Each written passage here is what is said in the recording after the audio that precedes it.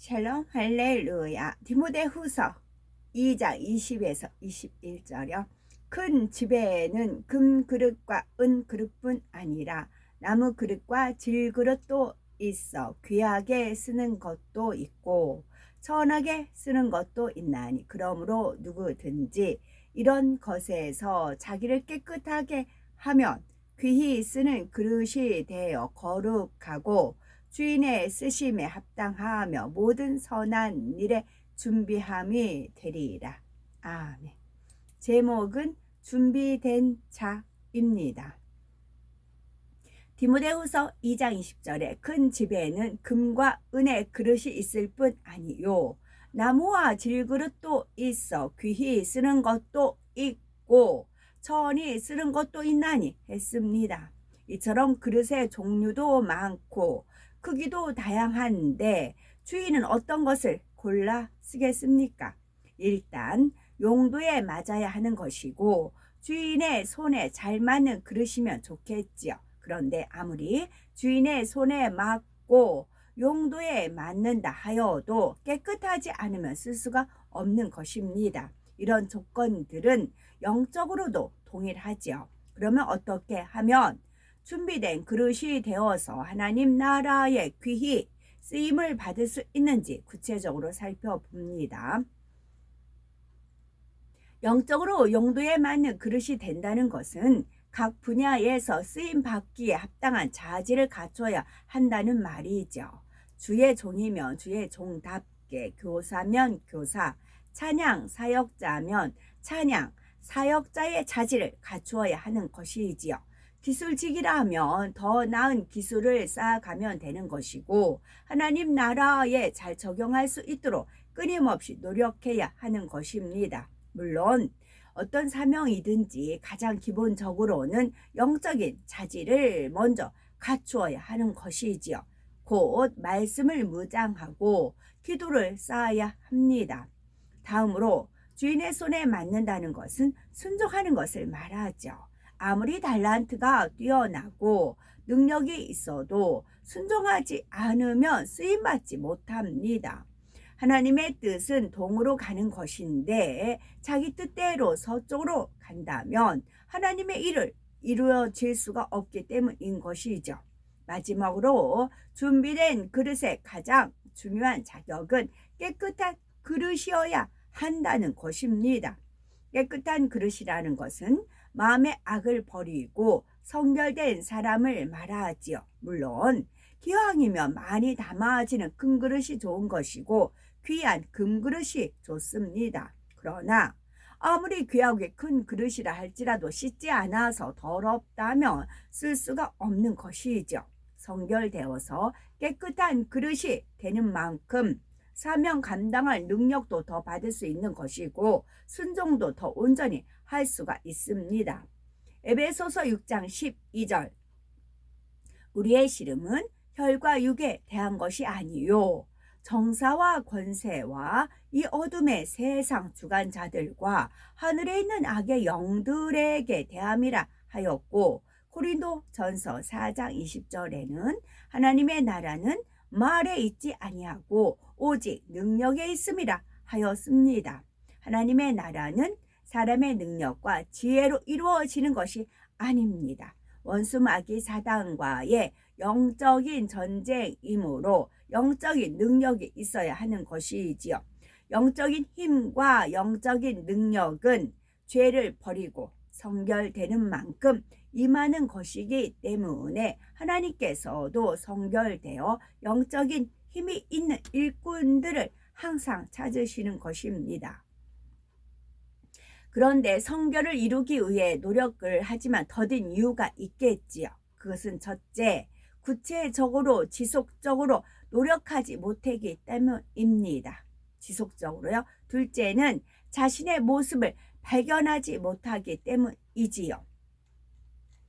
성결을 이루고 싶은데 더딘 이유는 성결은 하나님의 자녀로서 당연히 이루어야 할 본분입니다. 특히 직분을 맡은 일꾼이라면 성결에 대한 사모함이 더욱 간절하지요. 그런데 사람마다 나름대로 기도하고 금식하며 노력한다 했는데 더디 이루어지는 이유는 무엇일까요? 첫째로 구체적이고 지속적으로 노력하지 못하기 때문이지요. 막연하게 성결되고 싶을 뿐 낱낱이 자신을 해보하여 죄를 버리는 작업은 하지 않는 것입니다. 성결하게 해주세요. 죄 버리게 해주세요. 선한 마음을 주세요 하면서 막연하게 기도한다면 변화가 늦습니다. 어떤 죄가 있고 어떤 악한 마음이 있는지 조목조목 구체적으로 기도해야 하는 것입니다. 습관적으로 입술로만 기도하는 것이 아니라 마음을 찢으며 간절히 기도해야 하는 것이지요. 내 안에 육의 속성이 있다는 것이 너무나 싫게 여겨져야 하는 것입니다. 그리고 다음번에는 비슷한 상황이 와도 절대로 같은 잘못을 하지 않기 위해 늘 근신하고 절제해야 하는 것이지요. 이렇게 계속해서 하나하나 버려나가면 한 달, 두 달 지날수록 모습이 달라집니다. 어떤 경우는 구체적으로 발견한 것에서 그치는 경우도 있죠. 발견해서 버리기까지 했으면 끝을 보아야 하는데 버리는 작업을 어느 정도 하다가 그만둡니다. 어떤 계기로 모르고 있던 자신의 비진리를 발견한 것도 큰 은혜입니다. 더 나아가 왜 그런 비진리가 자기 안에 심어졌는지 성령께서 과거를 떠올려 주시며 깨닫게 하실 때도 있죠. 이렇게 영적인 깨우침이 올 때나 또 그것을 회개할 때는 성령이 충만해집니다. 마치 그 순간에 다 버리고 변화된 것 같지요. 그러나 한 번 회개했다고 버려진 것은 아닙니다.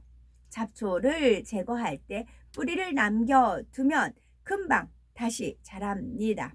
죄성도 발견하여 한 번 회개한다고 해서 그것으로 다 해결된 것이 아닙니다. 근본의 죄성까지 뽑아야 하지요. 다 뽑아냈다는 확신이 들 때까지 자신을 점검하며 기도해 나가야 합니다. 발견되는 것이 너무 많다면 그 중에 큰 뿌리부터 먼저 뽑아야 하지요. 큰 뿌리가 뽑힐 때 많은 잔뿌리도 함께 뽑혀 나갑니다. 자기 안에 가장 크고 버리기 어려운 것 몇 가지만 집중적으로 버리면 되는 것이지요. 그러면 나머지는 쉽게 버려 나갈 수가 있습니다.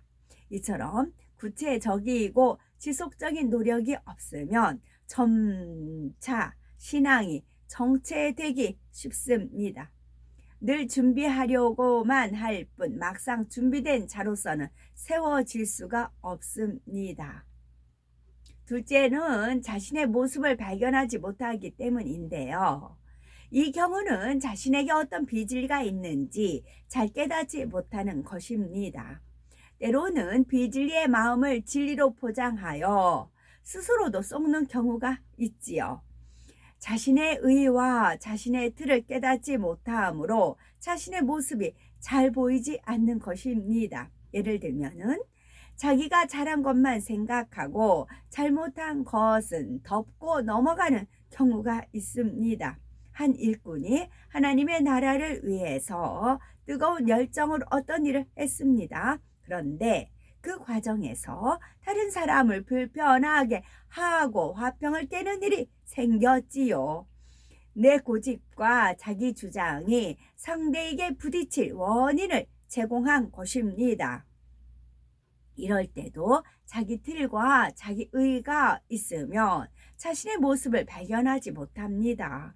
나는 하나님의 나라를 위해 그랬으니까, 내가 화평을 깨려고 한 것이 아니니까 생각하는 것이지요. 그러나 정말 화평을 깨지 않으려는 마음이라면 자기가 더 옳다고 해도 상대의 마음에 맞춰 줍니다. 때론 자신이 손해를 본다 해도, 자기가 원하는 것을 하지 못한다 해도 상대가 말하는 것을 들어주지요. 더구나 윗사람이 지시하는 것이라면 당연히 순종해야 할 것입니다. 물론 죄를 지으라 하는 명령이라면 순종할 수가 없죠. 비진리가 아니고 죄가 아니라면 먼저 상대의 입장을 배려해 주라는 것입니다. 내가 더 옳기 때문에 상대를 무시하라는 것은 결코 내가 더 옳기 때문에 상대를 무시하는 것은 결국 화평을 깨도 좋다라는 마음인 것이지요. 또한 내가 너무나 이것이 하고 싶기 때문에 윗사람이 그러지 말라고 해도 여전히 자기 원하는 대로 하는 경우도 있습니다. 오히려 윗사람이 자신을 힘들게 한다고 생각을 하는 것이지요. 이것도 화평을 이루고자 하는 마음이 아닙니다. 화평을 떠나서 기본적인 질서조차 지키지 못하는 것이지요. 그러면서도 자신을 발견하지 못하는 사람은 여전히 변명만 합니다. 내가 화평을 깨려고 한 것이 아니다. 나는 정말 화평하고 싶지만 상대에게 맞춰줄 수는 없다. 라는 것이죠. 이는 진실한 태도가 아닙니다. 행함과 진실함으로 노력하는 것이 아니라 말과 혀로만 원하는 것이지요. 그런데도 나는 화평하려고 했다고 스스로를 좋게만 생각함으로 신속하게 성결을 이루지 못하는 것입니다. 이사야서 6장 8절에는 내가 또 주의 목소리를 들은 주 이르시되 내가 누구를 보내며 누가 우리를 위하여 갈고 그때에 내가 가로되 내가 여기 있나이다 나를 보내소서 했습니다. 하나님께서는 하나님의 일을 이루기 위해 성결된 사람을 찾고 찾으시지요. 그러므로 자신을 발견할 수 있는 은혜를 사모하고 불같은 기도를 통해서 발견된 모든 비진리의 뿌리까지 뽑아내므로 하나님 나라에 귀히 쓰임받는 우리가 되어야 되겠습니다. 아멘.